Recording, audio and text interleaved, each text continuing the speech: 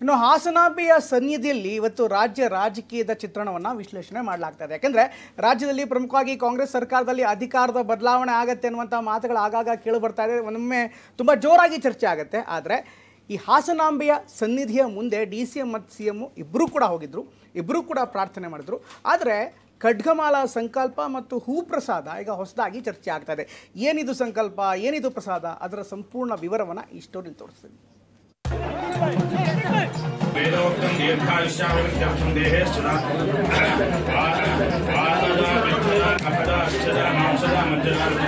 ನಿಮ್ಗೆ ನಮ್ಗೆ ಎಲ್ಲರೂ ಕೂಡ ಒಳ್ಳೇದಾಗ್ಲಿ, ರಾಜ್ಯಕ್ಕೆ ಶಾಂತಿ ಕೊಡ್ಲಿ ಅಂತ ಹೇಳಿ ಪ್ರಾರ್ಥನೆ ಮಾಡಿದ್ದೇನೆ.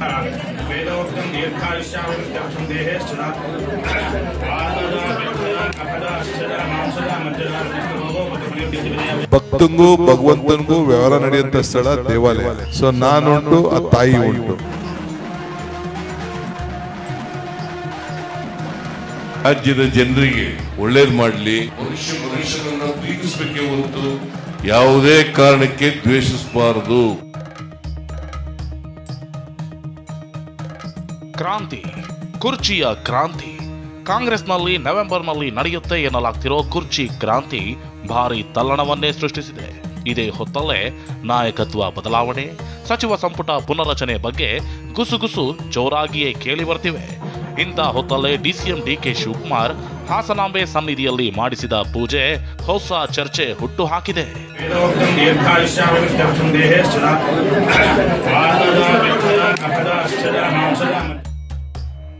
ಹಾಸನಾಂಬೆ ಸನ್ನಿಧಿಯಲ್ಲಿ ಖಡ್ಗಮಾಲಾ ಪಠಿಸಿದ DK, ಕನಕಪುರ ಬಂಡೆಗೆ ಬಲಗಡೆ ಹೂ ಕೊಟ್ಟ ದೇವಿ. ನವೆಂಬರ್ನಲ್ಲಿ CM ಬದಲಾಗಬಹುದು, ಬದಲಾಗಲ್ವಾ ಅನ್ನೋ ಚರ್ಚೆ ರಾಜ್ಯ ರಾಜಕೀಯದಲ್ಲಿ ಭಾರಿ ಕಂಪನ ಎಬ್ಬಿಸಿದೆ. ಇದೇ ಹೊತ್ತಲ್ಲೇ DK ಹಾಸನಾಂಬೆಯ ಸನ್ನಿಧಿಗೆ ಭೇಟಿ ಕೊಟ್ಟಿದ್ದು ವಿಶೇಷ ಪೂಜೆ ಸಲ್ಲಿಸಿದ್ದಾರೆ. ದೇಗುಲದಲ್ಲಿ ನಿನ್ನೆ DKಶಿ ದಂಪತಿ ಸಲ್ಲಿಸಿದ ಪೂಜೆ ಬಹಳ ವಿಶೇಷವಾಗಿ ಕೂಡಿತ್ತು.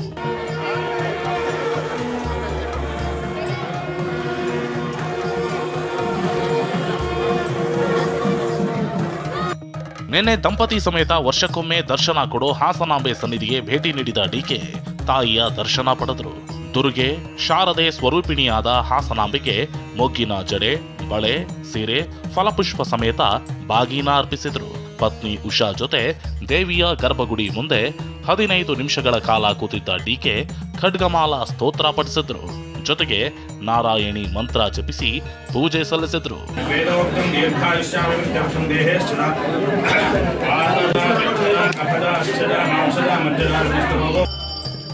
ಖಡ್ಗಮಾಲಾ ಸ್ತೋತ್ರ, ನಾರಾಯಣಿ ಮಂತ್ರ ಪೂಜೆ ಇದು ಅತ್ಯಂತ ಪ್ರಬಲ ಪೂಜೆಯಾಗಿದ್ದು, ತಮ್ಮ ಇಷ್ಟಾರ್ಥ ಸಿದ್ಧಿಗಾಗಿ ಚಂಡಿಕಾ ಹೋಮ ಮಾಡುವ ವೇಳೆ ಪಠಿಸುವ ಮಂತ್ರವಾಗಿದೆ.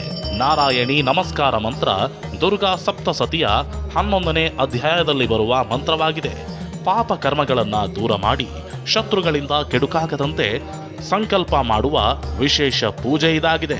ಖಡ್ಗಮಾಲಾ ಅಂತಂದ್ರೆ ದೇವಿಯ ಹಿಡಿದಿರ್ತಕ್ಕಂತಹ ಆಯುಧ, ಆ ಆಯುಧದ ವಿವರಣೆ, ಅದರಿಂದ ಶತ್ರುಗಳನ್ನು ಅವಳು ಹೇಗೆ ವಿನಾಶವನ್ನು ಮಾಡಿದ್ಲು, ನಮ್ಮಲ್ಲಿರ್ತ ಶತ್ರುಗಳನ್ನು ಹೇಗೆ ವಿನಾಶ ಮಾಡ್ತಾಳೆ ಅಂತಕ್ಕಂಥದ್ದು. ಯಾರ್ಯಾರು ಮನಸ್ಸಿನಲ್ಲಿ ಏನೇನ ಆಸೆಯನ್ನು ಇಟ್ಟುಕೊಂಡು ಆ ದೇವಿಯನ್ನು ಪ್ರಾರ್ಥನೆ ಮಾಡ್ತಾರೋ ಆ ಆಸೆಗಳೆಲ್ಲ ಈಡೇರುತ್ತೆ. ಆ ಶ್ರದ್ಧೆಯಿಂದ ದೇವಿಯನ್ನು ಸ್ತುತಿ ಮಾಡಿದರೆ ಆ ಫಲ ನಮಗೆ ಸಿಕ್ಕೇ ಸಿಗುತ್ತೆ.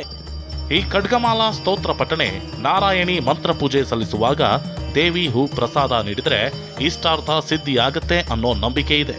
ನಿನ್ನೆ ಕೂಡ DCM DKಗೆ ದೇವಿ ಹೂವಿನ ಪ್ರಸಾದ ನೀಡಿದ್ದಾಳೆ. CM ರೇಸ್ನಲ್ಲಿರುವ DCM DKಗೆ ಹಾಸನಾಂಬೆ ಹೂ ಪ್ರಸಾದ ನೀಡಿ ಶುಭ ಸೂಚನೆ ನೀಡಿದ್ದಾಳೆ ಅಂತ ಹೇಳಲಾಗ್ತಿದೆ.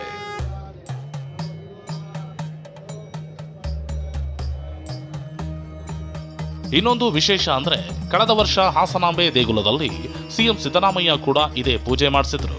ಬಳಿಕ ಮೂಡಾ ಕೇಸ್ನಿಂದ CM ವಿಮುಕ್ತರಾಗಿದ್ರು. ಇದೀಗ CM ರೇಸ್ನಲ್ಲಿರುವ DCM DK ಶಿವಕುಮಾರ್ ಹಾಸನಾಂಬೆಗೆ ಖಡ್ಗಮಾಲಾ ಸ್ತೋತ್ರ ಪಠಣೆ, ನಾರಾಯಣಿ ಮಂತ್ರ ಪೂಜೆ ಮಾಡಿಸಿದ್ದು ರಾಜಕೀಯ ಪಡಸಾಲೆಯಲ್ಲಿ ಬಿಸಿ ಬಿಸಿ ಚರ್ಚೆ ಶುರುವಾಗಿದೆ. ಈ ಬಗ್ಗೆ ಕೇಳಿದ್ದಕ್ಕೆ ನಾನುಂಟು, ಆ ತಾಯಿಯುಂಟು ಅಂತ DK ಯಥಾ ರೀತಿ ಸಸ್ಪೆನ್ಸ್ ಮೇಂಟೈನ್ ಮಾಡಿದ್ರು. ನಿಮ್ಗೆ ನಮ್ಗೆ ಎಲ್ಲರೂ ಕೂಡ ಒಳ್ಳೇದಾಗ್ಲಿ, ಆ ತಾಯಿ ನೆಮ್ಮದಿಯನ್ನ ಕೊಡ್ಲಿ, ಶಾಂತಿಯನ್ನ ಕೊಡ್ಲಿ, ರಾಜ್ಯಕ್ಕೆ ಶಾಂತಿ ಕೊಡ್ಲಿ ಅಂತೇಳಿ ಪ್ರಾರ್ಥನೆ ಮಾಡಿದ್ದೇನೆ. ಭಕ್ತಂಗೂ ಭಗವಂತನಿಗೂ ವ್ಯವಹಾರ ನಡೆಯುವಂಥ ಸ್ಥಳ ದೇವಾಲಯ. ಸೊ ನಾನುಂಟು, ಆ ತಾಯಿ ಉಂಟು, ನಾವುಂಟು, ಭಕ್ತರುಂಟು. ನಮಸ್ಕಾರ, ಬಹಳ ಸಂತೋಷ, ಭೇಟಿ ಮಾಡೋಣ. ನಿನ್ನೆ ಡಿಕೆ ಮಹಾಸಂಕಲ್ಪ, ಇಂದು ಸಿಎಂ ಪ್ರಾರ್ಥನೆ. ನಿನ್ನೆ ಡಿಸಿಎಂ ಹಾಸನಾಂಬೆಯ ದರ್ಶನ ಪಡೆದಿದ್ರು. ಇವತ್ತು ಸಿಎಂ ಸಿದ್ದರಾಮಯ್ಯ ಹಾಸನಾಂಬೆಯ ದರ್ಶನ ಪಡೆದುಕೊಂಡರು. ಸುಮಾರು 10 ನಿಮಿಷ ಹಾಸನಾಂಬೆ ಎದುರು ನಿಂತೆ ಪೂಜೆ ಮಾಡಿದ ಸಿಎಂ, ನಾಡಿನ ಒಳಿತಿಗಾಗಿ ರಾಜ್ಯದಲ್ಲಿ ಉತ್ತಮ ಮಳೆ ಬೆಳೆಯಾಗಲಿ, ಅತಿವೃಷ್ಟಿ ಆಗದಿರಲಿ ಅಂತ ದೇವಿ ಬಳಿ ಬೇಡಿಕೊಂಡಿದ್ದೇನೆ ಎಂದರು. ಈ ರಾಜ್ಯದ ಜನರಿಗೆ ಒಳ್ಳೇದು ಮಾಡಲಿ, ಅವ್ರಿಗೆ ಆಯುಷ್ ಆರೋಗ್ಯಗಳನ್ನ ಕೊಡ್ಲಿ, ನೆಮ್ಮದಿ ಶಾಂತಿಯನ್ನು ಕೊಡ್ಲಿ. ಯಾಕಂದ್ರೆ ನಮ್ಮದು ಮನುಷ್ಯ ಸಮಾಜ, ಮನುಷ್ಯನನ್ನ ಪ್ರೀತಿಸಬೇಕೇ ಹೊರತು ಯಾವುದೇ ಕಾರಣಕ್ಕೆ ದ್ವೇಷಿಸಬಾರದು. ಬುದ್ಧಿಯನ್ನ ಎಲ್ರಿಗೂ ಕೊಡ್ಲಿ ಅಂತೇಳಿ ದೇವರನ್ನ ಪ್ರಾರ್ಥನೆ ಮಾಡಲಿಕ್ಕೆ ಬಯಸ್ತಾ ಇದ್ದೆ. ಒಂದ್ ಕಡೆ ನವೆಂಬರ್ ಕ್ರಾಂತಿ ರಾಜ್ಯದಲ್ಲಿ ಹೊಸ ಸಂಚಲನಕ್ಕೆ ಕಾರಣವಾಗಿದ್ರೆ, ಡಿಕೆ ಹಾಸನಾಂಬೆ ದರ್ಶನ ಮತ್ತೊಂದು ಸಂಚಲನಕ್ಕೆ ಕಾರಣವಾಗಿದೆ. ಆದ್ರೆ ಮುಂದೇನಾಗುತ್ತೆ ಅನ್ನೋದಕ್ಕೆ ನವೆಂಬರ್ ತನಕ ಕಾಯಲೇಬೇಕು. Bureau report, TV9.